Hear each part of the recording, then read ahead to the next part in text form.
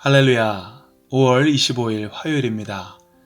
오늘도 말씀으로 하루를 여는 여러분 모두에게 주님의 은혜가 풍성하게 넘치시길 주님의 이름으로 축원드립니다. 오늘 저희에게 주신 하나님의 말씀은 잠언서 13장 14절에서 25절까지 말씀입니다. 잠언서 13장 14절에서 25절까지 말씀 우리 함께 보도록 하겠습니다. 지혜 있는 사람의 가르침은 생명의 샘이니 죽음의 그물에서 벗어나게 한다. 선한 지혜는 은혜를 베푸나 배신자의 길은 스스로 멸망하는 길이다. 영리한 사람은 잘 알고 행동하지만 미련한 사람은 어리석음만을 드러낸다. 못된 전령은 사람을 재앙에 빠지게 하지만 충직한 사신은 재앙을 물리치는 일을 한다. 훈계를 저버리면 가난과 수치가 닥치지만 꾸지람을 받아들이면 존경을 받는다. 소원이 이루어지면 마음이 즐겁지만 미련한 사람은 악에서 떠나기를 싫어한다.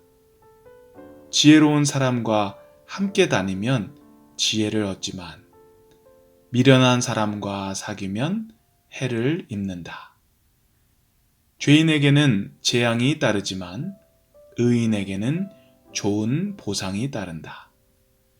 선한 사람의 유산은 자손 대대로 이어지지만 죄인의 재산은 의인에게 주려고 쌓은 것이다. 가난한 사람이 경작한 밭에서는 많은 소출이 날 수도 있으나 불의가 판을 치면 그에게 돌아갈 몫이 없다. 매를 아끼는 것은 자식을 사랑하지 않는 것이다. 자식을 사랑하는 사람은 훈계를 게을리 하지 않는다. 의인은 배불리 먹지만 악인은 배를 줄인다. 아멘. 우리는 살면서 우리의 말과 행동을 통해서 다른 사람들에게, 주위 사람들에게 영향을 주게 됩니다. 특별히 사람들을 가르치는 자리에 있는 분들, 리더의 자리에 있는 분들, 그런 분들이 하는 말과 행동은 더 큰 영향을 줄 수 있게 되죠. 그래서 야고보 3장 1절에 너도 나도 선생이 되겠다고 하지 말라고 이야기합니다. 이유는 가르치는 사람들이 더 큰 심판을 받기 때문이라고 하는 것입니다. 가르치는 사람들, 지도자들, 선생님들, 그들의 가르침을 통해서 그들의 가르침을 받는 사람들, 그들의 리더십 아래에 있는 사람들에게 큰 영향력을 줄 수 있는 그런 자리이기 때문에 혹시라도 잘못된 가르침, 잘못된 리드를 했을 경우에 그만큼 책임도 클 것이라는 것을 경고하는 것입니다. 그래서 야고보는 선생이 되고 리더가 되려는 사람들은 더욱 말과 행동을 조심하고 좀 더 주님 안에서 바른 삶을 살라고 이야기하는 것입니다. 그래서 사람들에게 선한 영향력을 줄 수 있도록 최선을 다하라는 그런 이야기인 것이죠. 오늘 본문 말씀을 보면서 제일 많이 떠올랐던 단어도 바로 영향력이라는 단어입니다. 잠언 기자는 이 선한 영향력과 악한 영향력이 있다고 하는데요. 먼저 14절 말씀 우리 함께 보도록 하겠습니다. 먼저 14절 말씀 함께 보도록 하겠습니다. 제가 읽겠습니다. 지혜 있는 사람의 가르침은 생명의 샘이니 죽음의 그물에서 벗어나게 한다. 지혜 있는 사람의 가르침은 생명의 샘, 그리고 지혜 있는 사람의 가르침은 죽음의 그물에서 벗어나게 한다고 합니다. 지혜 있는 자의 교훈이 사람을 죽음에서 구할 수 있는 막강한 영향력을 갖고 있다고 하는 것입니다. 사람의 생명을 살릴 수도 있는 아주 큰 영향력입니다. 이것은 선한 영향력이죠. 반대로 지혜 없는 자들의 가르침은 어떤 영향력이 있을까요? 그들의 영향력은 생명의 셈이 아닌 죽음의 셈이 될 수 있겠죠. 그들의 가르침을 통해 죽음의 그물에서 빠져나오는 것이 아니라 오히려 죽음의 그물로 빠져들게 할 수 있는 것입니다. 지혜 없는 자들의 가르침도 역시 막강한 영향력을 가지고 있습니다. 하지만 이것은 선한 영향력이 아닌 악한 영향력이 되는 것이죠. 이 지혜가 있음으로써 생명을 얻을 수 있고 지혜가 없음을 통해서 생명을 잃을 수도 있는 것입니다. 그만큼 이것이 중요한 것이에요. 그래서 우리는 지혜가 없는 자를 멀리해야 되는 것이고 그래서 지혜가 있는 자와 가까이 해야 하는 것입니다. 그것이 저희들에게 너무나도 중요한 것입니다. 20절 말씀 함께 보도록 하겠습니다. 지혜로운 사람과 함께 다니면 지혜를 얻지만 미련한 사람과 사귀면 해를 입는다. 지혜로운 자와 함께하면 지혜를 얻는 유익이 있습니다. 하지만 지혜가 없는 자와 사귀게 되면, 가까이 하게 되면 해를 입는다고 합니다. 21절 말씀에도 죄인에게는 재앙이 따르지만 의인에게는 좋은 보상이 따른다. 여기서 죄인도 역시 지혜가 없는 사람을 의미하는 것이죠. 의인은 지혜가 있는 사람입니다.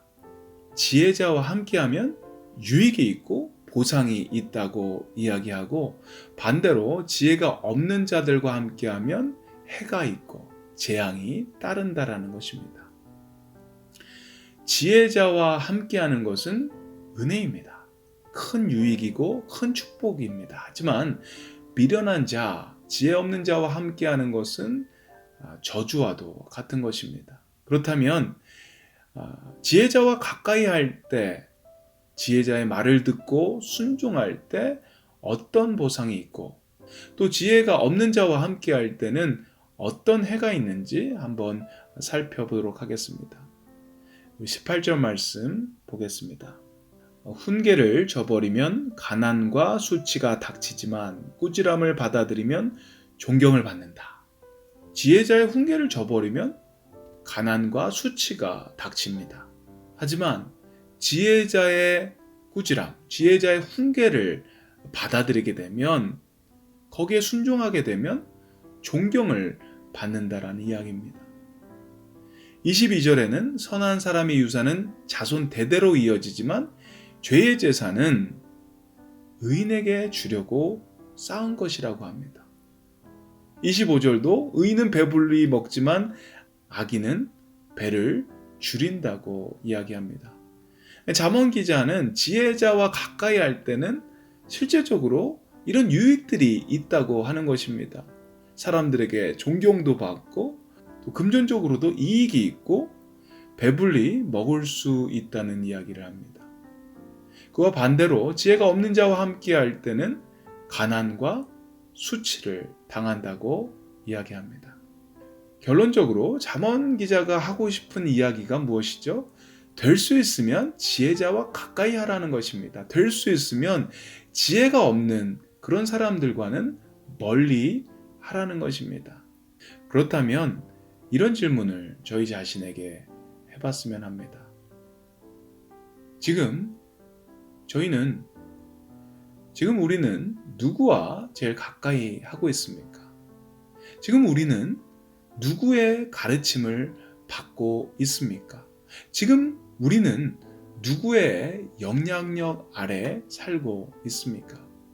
이 질문을 우리 자신에게 해보기를 바랍니다.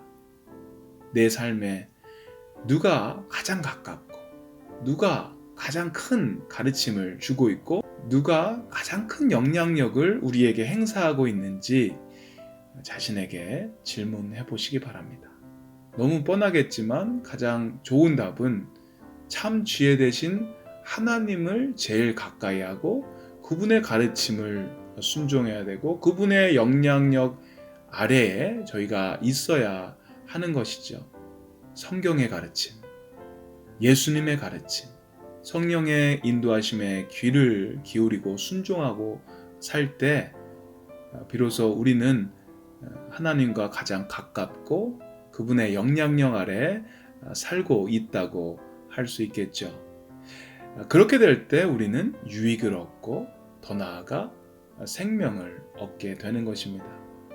하지만 반대로 성경이 말하는 성경과 반대되고 예수님의 가르침과 반대되고 성령님의 인도하심을 거스르는 것을 가까이하고 따르게 되면 우리는 죽음의 샘으로 가게 되는 것입니다. 멸망의 길로 가는 것입니다. 세상에는 많은 영향력들이 있습니다. 많은 선생님들, 많은 가르침들이 있습니다. 특별히 저희가 사는 이 시대는 더욱 그렇습니다. 인터넷으로 얼마나 많은 정보들이 쏟아져 나오는지는 모릅니다. 정보의 홍수, 가르침의 홍수, 뉴스의 홍수 속에서 우리는 살고 있습니다. 너무나 많은 정보가 쏟아져 나오기 때문에 거기서 어떤 것이 맞는 건지 어떤 것이 틀린지 헷갈릴 때가 있습니다. 어떤 것이 참 지혜인지 어떤 것이 거짓 지혜인지 헷갈릴 때가 있어요. 거기서 우리에게 유익을 주고 우리의 영을 살리는 생명의 샘이 되는 지혜를 분별할 수 있어야 합니다. 또한 거기서 우리를 해하고 우리를 죽음의 샘으로 이끄는 거짓 지혜, 거짓 가르침을 잘 분별할 수 있어야 합니다. 그렇다면 어떻게 우리가 그것을 분별할 수 있을까요? 그것은 우리가 주님 안에서 깨어 있어야 하는 것이죠. 우리의 영이 온전히 깨어 있어서 우리가 성령님의 영향력 아래 온전히 있을 때 우리는 분별할 수 있습니다. 어떤 것이 참인지 어떤 것이 거짓인지 그것을 분별할 수 있는 능력이 있을 것입니다. 하지만 반대로 우리가 깨어있지 않고 성령의 그 영향력 아래 없을 때 우리는 분별력을 잃어버리게 되는 것입니다. 사랑하는 성도 여러분, 우리가 깨어 있기를 바랍니다. 저희가 어지러운 세상 속에 있지만 성령의 조명 아래서 성령의 영향력 아래서 분별력을 가지고 이 세상을 살 수 있는 저희가 되기를 주님의 이름으로 축원드립니다. 우리 함께 기도하겠습니다. 참 지혜이신 하나님, 주님을 갈망합니다. 이 시간 저희 마음속에 찾아와 주시옵소서. 바라기는 저희가 보고 듣고 읽고 만지는 것들, 저희와 가까이 하는 것들 중에 우리에게 해가 되고 우리를 죽음의 샘으로 인도하고 멸망의 길로 인도하는 그런 가르침이 있다면 저희가 분별할 수 있도록 주님 도와주시옵소서. 넘쳐나는 정보들, 넘쳐나는 가르침들 속에 가려야 하는 것, 피해야 하는 것들은 가릴 수 있도록, 피할 수 있도록 주님 인도하여 주시옵소서. 특별히 이 시간 저희들 자녀를 위해서 기도합니다. 전화기 하나면 수천, 수만 가지 정보를 얻을 수 있는 이 시대에 저희들이 살면서 분별력 없이 아무거나 보고 아무거나 듣고 아무거나 읽지 않도록 주님 도와주시옵소서. 분별력 없이 아무거나 만지고 아무데나 발걸음을 옮기지 않도록 주님 그들의 손과 발을 강하게 붙잡아 주시옵소서.